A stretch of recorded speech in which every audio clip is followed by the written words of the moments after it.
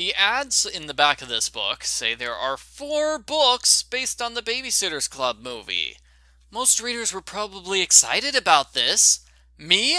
My reaction was, crap, now I have 4 more books to read. And since they all have the same title, it's gonna be impossible to track them down. Argo Funk Book Review, Argo Funk Book Review. This book was written by Peter Lorre. Stacey has nothing to do this summer since Robert has a job painting a house and her new friend Andy is leaving on vacation. So she starts hanging out with some of Andy's friends named Heather, Sheila, Mia, and Jacqui.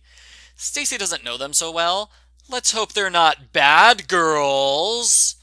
Stacey recaps who all the Babysitters Club members are, and hold on, she can spend a whole chapter talking about her ex-friends, but she can't spare more than a paragraph on her new friends? Why not? I'm sure they all have interesting backstories. The girls hang out at Stacey's house all week, they eat a ton of junk food, and talk about their favorite band, U4Me. They make a huge mess, and all of them ditch Stacey as soon as Mom shows up. Mom gets mad at Stacey and says she has to get a job. Stacey's 13, she's too young to get a job? Stacey looks for jobs in the newspaper and the bulletin board at the local supermarket. That's how people used to find jobs before the internet. Stacey comes close to getting a modeling job, which would have been an interesting book. She almost gets a job watching kids at a sports store, but she loses out on both jobs because there are too many other applicants.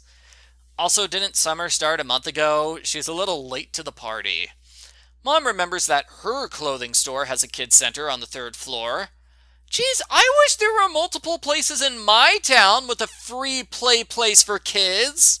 Since Mom recommended her, and since Stacey's great with kids, she easily gets the job. In the subplot, Dawn's mom has cousins we've never heard of before. Their 6-year-old daughter Amy is coming to stay for 3 weeks.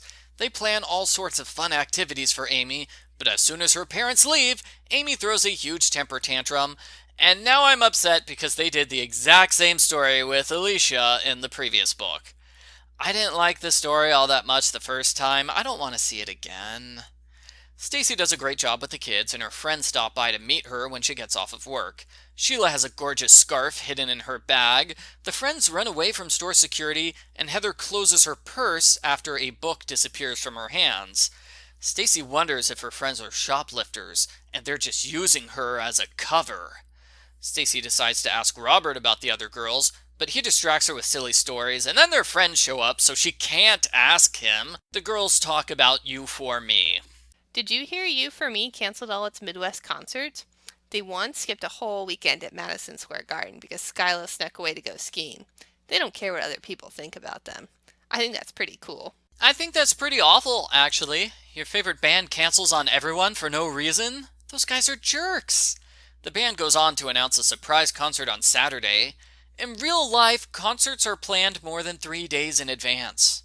The bad girls ask Stacey if they can buy clothes with her employee discount. They charge a bunch of weird clothes to Stacey's employee account, then promise to pay her back later.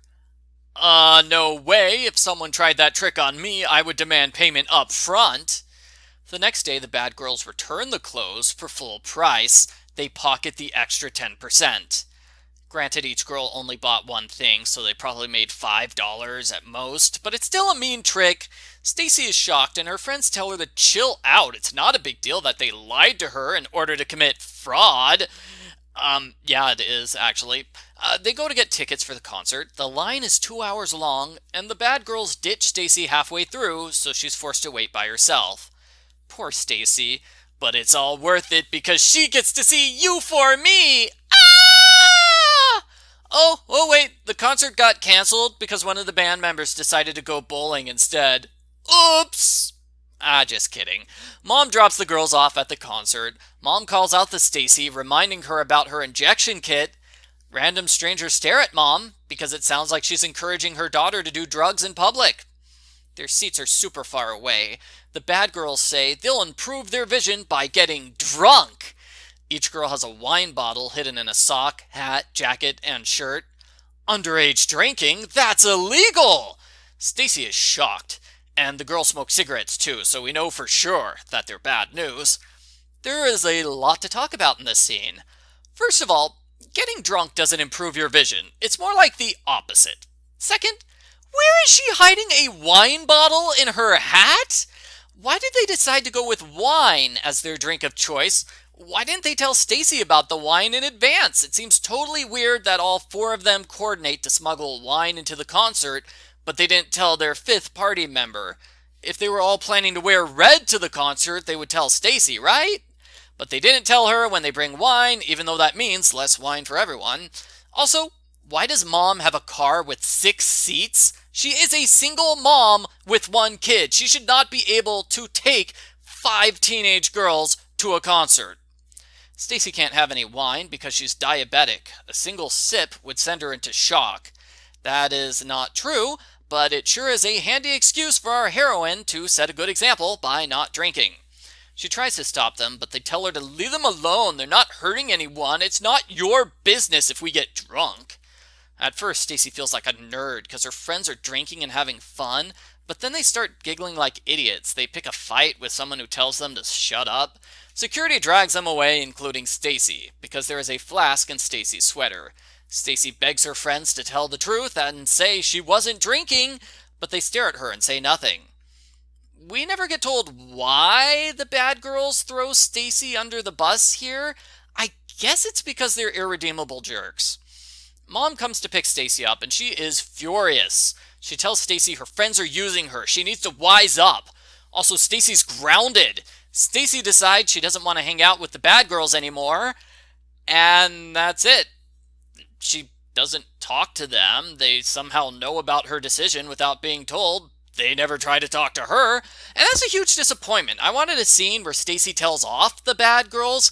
I also wanted a scene where Stacey's friend comes back, right? Because she only knows the bad girls because they're Andy's friends. So what happens when Stacey's real friend comes back? I don't know. That totally gets ignored. We're at the end of the book. So let's rush through a resolution.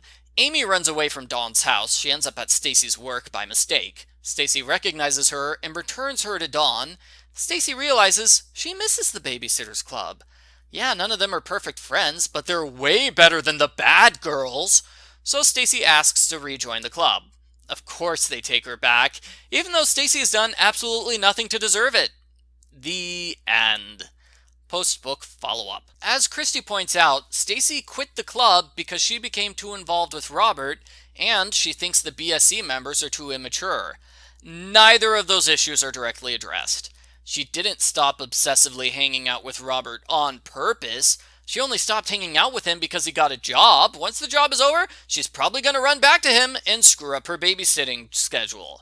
As for the immaturity issue, Stacey has no reason to think the BSC members are more mature now. Just because her new friends weren't as good as she thought, that doesn't automatically make her old friends better. They're still immature and embarrassing. It's disappointing to me that we don't address these major issues that the breakup book brought up. I thought the character motivations here would be as well done as they were in the breakup book, but they weren't. Instead, we get Stacey crawling back to her old friends because her new friends didn't work out. It's not satisfying, especially because there's only 1 chapter dedicated to Stacey rejoining the club. That's not enough time to work through all of the issues that book 83 brought up. That's barely enough time for an apology scene. I think this book should have removed the 3-chapter subplot about Amy and replaced it with Stacey slowly working her way back into the club. That could have been better. This book is an obvious repeat of the book where Logan hangs out with the bad boys, but I am willing to overlook that because the 2 books are fairly different in terms of where they go with the premise. Logan spends half the book trying to get away from the bad boys. That's not the case here. When Stacey realizes the girls are bad, she cuts them off immediately. Go Stacey! Overall, it was a solid book with an interesting story. It's not preachy. The only downsides are the highly irrelevant subplot and the tacked-on resolution where Stacey rejoins the BSC. I should take away a point for both of those problems, but I like this book more than book 83, and I inflated that book score, so I give Babysitter's Club number 87, Stacey and the Bad Girls, a 9 out of 10.